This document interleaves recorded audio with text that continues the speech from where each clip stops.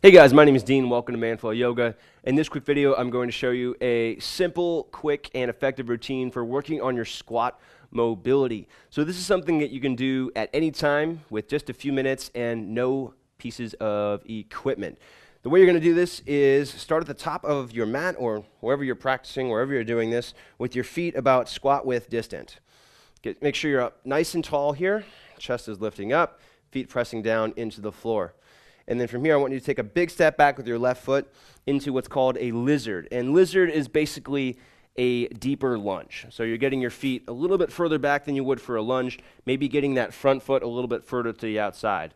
And then just allowing your hips to sink to the ground, bringing your fist or your fingertips to the ground, pulling your chest forward, making sure that you're not kind of caving down toward the ground with your chest, but try to keep your chest upright. And then from here, you're going to step your left foot up. And now step your right leg to the back into a lizard on the other side. I'm going to hang out here for a couple of breaths, allowing my hips to sink down. Knee is over the ankle in the front foot, and I want to squeeze my back leg, try to keep that knee lifted. So I'm actually working on strength as I work into mobility here. And then stepping your right leg up, and then from here, sitting into a squat, lifting your chest upright, and you want to try and lean back here as much as you can.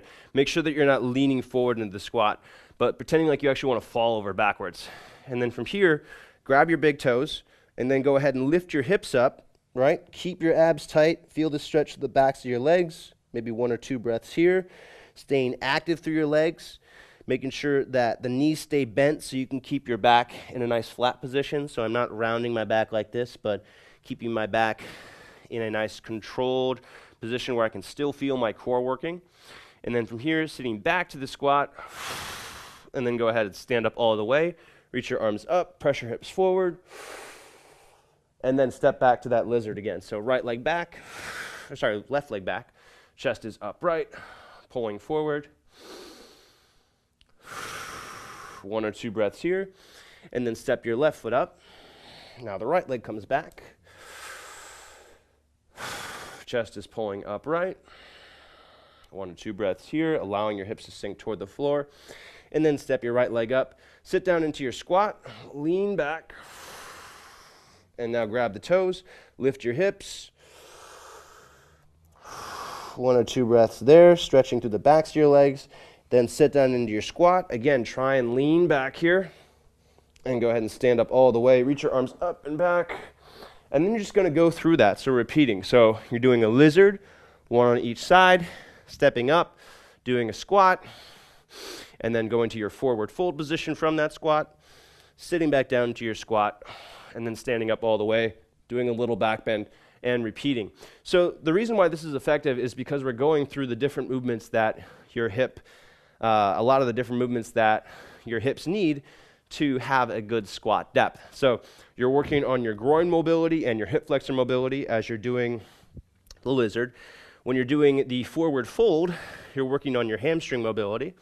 And then as you're doing the squat, you're actually practicing the squat.